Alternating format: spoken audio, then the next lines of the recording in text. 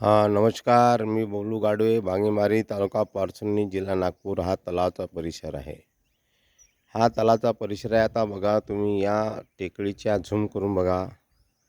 तो जो चंद्र आहे, हा मावळतीचा चंद्र आहे. आता सकाळची वेळ आहे. 6:30 पावणे 7 वाजलेली वेळ आहे. तर हा चंद्र दिसतोय तुम्हाला.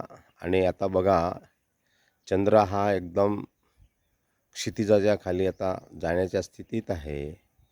आणि हा तलावाचा पूर्ण परिसर आता तुम्हाला सूर्याची स्थिती दाखवण्यात येत आहे. अशा प्रकारे आता सकाळचं निसर्गरम्य वातावरण.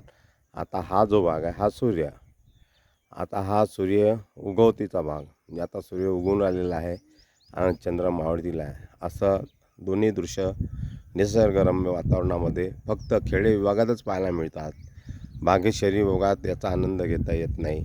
तसा निसर्गाचा आनंद आपण घेतला पाहिजे. आता हा सूर्य उगवून राहिलेला आहे आणि हा संपूर्ण परिसर जंगलांनी हे केलेला आहे, व्यापलेला आहे. हे तलावाची पाय आहे आणि ती टेकडी आहे. त्या टेकड्या, त्या सातपुडा पर्वताच्या रांगा आहेत. ह्या तलावाला पाणी भरपूर आहे. आजचे 13/2/2025 ही तारीख आहे. तिथे एक देऊळ दिसत आहे. तर हा भागीमारी, तालुका पारसुनी, जिल्हा नागपूर तलावाचा परिसर आहे. पुन्हा आपण या स्थितीत आलेलो आहोत, चंद्राच्या स्थितीत.